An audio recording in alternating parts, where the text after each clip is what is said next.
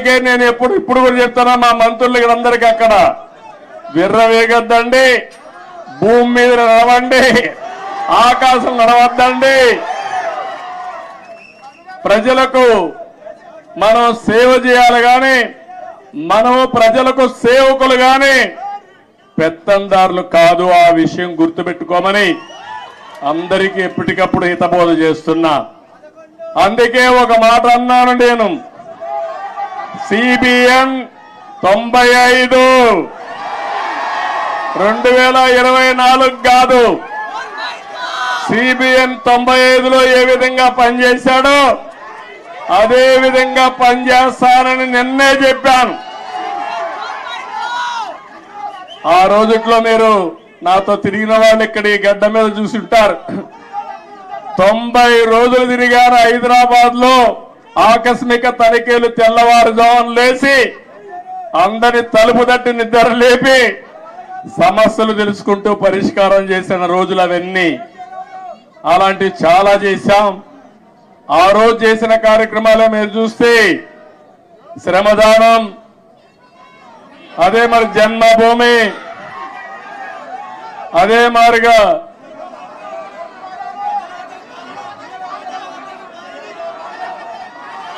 ఒకటి రెండు కాదు, నేను చేసిన ప్రోగ్రాలు మీరే ఎక్కువగా మాట్లాడుతున్నారు. ఆ రోజు పరిపాలన ఒక ఉద్యమ స్ఫూర్తితో తీసుకుపోయినా అవునా కాదా అని అడుగుతున్నా. కొత్త కొత్త ఆలోచనలు చేశాం. ఆ ఆలోచనల్ని ఎక్కడికక్కడ అమలు చేశాం. నన్ను అడిగారు, నేను సైబరాబాద్ అంటే కొంతమంది నన్ను ఎగతాళి చేశారు, ఏంటిది కొత్త విషయం మాట్లాడుతున్నామని. ఆ రోజు సికింద్రాబాద్, హైదరాబాద్ ఉంది. నేను ఆలోచించాను ఏ పేరు బాగుంటుందని. సరైన నేమం ఇన్ఫర్మేషన్ టెక్నాలజీ వచ్చింది, సైబరాబాద్ అని పేరు పెడదామని పెట్టి కడాన అమెరికా అధ్యక్షుడు బిల్ క్లింటన్ పిలిపించినప్పుడు నామకరణం చేశాం మనం. మన టెక్నాలజీ ఆయన చూసి ఆ రోజుల్లోనే ఆశ్చర్యపోయాడు, ఒక హైదరాబాద్ లో టెక్నాలజీ ఇంత అడాప్ట్ చేసుకున్నారని. అది నా స్వార్థం కోసమో కొంతమంది స్వార్థం కోసం కాదు, జాతి ప్రయోజనాల కోసం మనం చేయడం జరిగింది. ఇక్కడుండే నాయకులందరికీ మీ అందరికీ ఒకటే చెప్తున్నాను, 20 ఏళ్లుగా పొజిషన్ లో ఉన్నాం. తెలంగాణలో కూడా తెలుగుదేశం పార్టీ ఉండాలనా లేదా అని మిమ్మల్ని అడుగుతున్నా.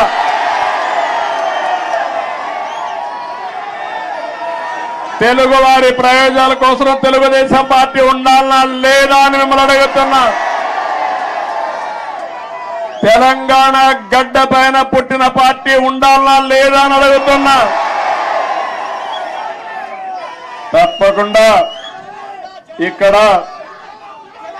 పార్టీ కోసం పనిచేసిన కార్యకర్తలు ఉన్నారు. తొందరలోనే పార్టీని రీస్ట్రక్చరింగ్ చేస్తాం. మళ్ళా యువకుల్ని ప్రోత్సహిస్తా, యువ రక్తాన్ని ఎక్కిస్తాం. సైబర్ టవర్స్ పునాది చేసింది ఎవరండి? ఎన్ జనార్దన్ రెడ్డి, మాజీ ముఖ్యమంత్రి, వర్గీయ ముఖ్యమంత్రి. ఇది ఫ్యాక్ట్. ఇక ఆయన బాకాలు టీవీలలో దాన్ని చూపించి ఆయనే కట్టినట్టు, హైదరాబాద్ నేనే కట్టినా అని ఆయన చెప్పడం, నిజమే నమ్మేటట్టు ఈ బాకాలు ఊదడం, ఇది కదా నడిచిన చరిత్ర. ఇది ఫ్యాక్ట్ కదా. హైదరాబాద్ సిటీకి ఉండేటువంటి స్వాభావిక భౌగోళిక అడ్వాంటేజ్ వల్ల ఐటీ అనేది హైదరాబాద్ రావడం ప్రారంభమైంది. దాన్ని అతి గొప్పగా నేనే తెచ్చినా డబ్బా కొట్టుకొని మార్కెటింగ్ చేసుకున్నాడు చంద్రబాబు నాయుడు. ఎస్, ఇవాళ మేము గంట డబ్బా మేము కొట్టుకున్నామండి. ఒక 5 కంపెనీలు ఇచ్చినాం మా గవర్నమెంట్లో, మేము వరల్డ్స్ టాప్ కంపెనీస్. అంత డబ్బా చెప్పినాం, 2 మాటలు 4 మాటలు చెప్పినాం. నేను కావచ్చు, ఐటీ మినిస్టర్ రామారావు కావచ్చు, సందర్భాన్ని బట్టి చెప్పినాం, అవసరాన్ని బట్టి చెప్పినాం, అంతే. ఎందుకు చెప్తాం? ఫర్దర్ ఇంకో 4 కంపెనీలు రావాలి, మా దగ్గర గొప్ప గొప్ప కంపెనీలు లేని దానికోసం చెప్తాం, వదిలేస్తాం. డబ్బా కొడతాం, రాష్ట్రం డబ్బా కొడతాం, బయటికి పోతే దేశం డబ్బా కొడతాం. నేను మొన్న వైజాగ్ పోయినండి. నేను భగవంతుని నమ్ముతా, యజ్ఞాధారాలు చేస్తా, ఎవరిని నష్టం లేదు కదా దాంట్లో. నరేంద్ర మోడీ అంటే కూడా ఇప్పుడు నీకేం అనుమానం వస్తే నీకు కూడా తీర్థం పెడతామని చెప్పింది. నీకేం పోతుందని నాకు అర్థం కాదు. ఎవరు నేను ఇతరులకు నష్టం కలిగించా కదా, నా సొంత డబ్బులతో నా ఖర్చుతోని నాకు విశ్వాసం ఉంది కాబట్టి చేస్తాను. నేను చేసి మంచిగానే అయితే మరి చెల్లగేం అవుతలేదు, ఏం నష్టం అవుతలేదు. నేను అక్కడ పాప మా శారదాపీఠం స్వామీజీ వచ్చి నాతో యాగం చేయించిపోయారు. మీరు తప్పకుండా గెలుస్తున్నారు, గెలిచిన తర్వాత రండి పీఠానికి ఒకసారి దర్శించుకోండి అని చెప్పిండు. అయితే దానిలో కూడా విషయం ఉంది, వట్టిగానే పోలేను నేను, వీలలేక పోను గట్ల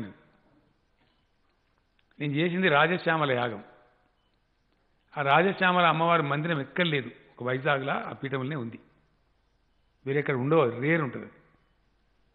మీరు అదే యాగం చేసింది కాబట్టి మీరు అమ్మవారి దర్శనం రాండి అని స్వామీజీ చెప్పారు. నేను భువనేశ్వర్, యాక్చువల్ నేను పోతున్నది భువనేశ్వర్.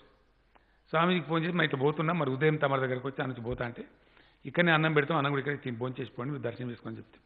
దాని సందర్భంగా పోయినండి, నాకు వేరే ఉద్దేశం లేదు, నేను పోయిందే ఆ పద్ధతి కూడా ట్రాన్సిట్లో పోయినా, ఎన్ని రూట్లు వేలాది మంది ప్రామిస్ చెప్తాను. నేనే సర్ప్రైజ్ అయినా. నా ఎంబడి మా సుభాష్ రెడ్డి ఉన్నారు, మా mining corporation chairman, Prashant Reddy MLA గారు ఉన్నారు. వాళ్ళు నాతో పెద్ద సర్ప్రైజ్, అనేక వేల మంది ఎయిర్పోర్ట్లో, ఆ 18-19 కిలోమీటర్లు ఉంటుంది ఎయిర్పోర్ట్ నుంచి ఆ స్వామి ఆశ్రమం వరకు. నేను పోతుంటే బిల్డింగ్ల మీద బాల్కనీల నుంచి ఆ పనిచేసే మున్సిపల్ వర్కర్స్ ఎక్కడో అక్కడనే దివాడీలో మీకు ఎక్కి కేరింతలు కొట్లు వెళ్ళి పెట్టుకుంటే పెద్ద వందల వేల మంది, మొత్తం 19 కిలోమీటర్ల పొడవు. ఆడ కొంతమంది వాన్లో వీళ్ళు ఇష్టం వాళ్ళు ఆ ఫ్లెక్సీలు బ్యానర్లు కట్టారు. ఆశ్రమంకి ఆడు 2-3 వేల మంది వచ్చారు. మీరు కూడా చూసుంటారు టీవీలలో. వచ్చింది కాబట్టి జనం వస్తే గ్రీట్ చేస్తే ఏం చేస్తాం, దండం పెడతాం, ప్రతి వారికి గ్రీట్ చేస్తాం. చేసినాం, మళ్ళీ స్వామి అన్నం పెట్టి తిన్నాం, దర్శనం చేసుకు వెళ్ళిపోయింది. ఈ బాకా పేపర్లు ఏం రాస్తాయండి,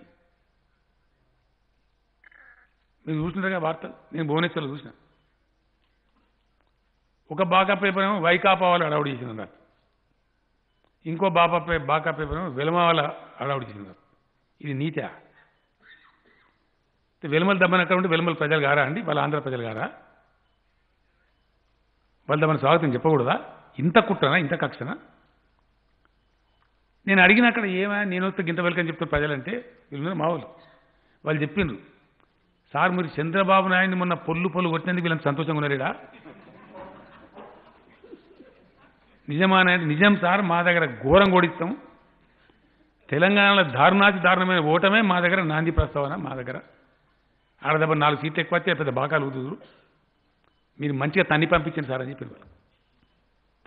ప్రజల్లో కనబడే ఉత్సాహం అసలు సంగతి అది. దానికి వీళ్ళు చేసే వక్రీకరణ ఏంటండి, బాకాలు చేసే వక్రీకరణ. ఇది ఇట్లాంటి నాయకుడు ఈ ప్రచారాల మీద, ఈ డొల్ల ప్రచారాల మీద అల్లి బతికిన ఇన్ని రోజులు బిడ్డ ఇప్పుడు తరగదు. రిటర్న్ గిఫ్ట్ రాబోతుంది, జాగ్రత్త.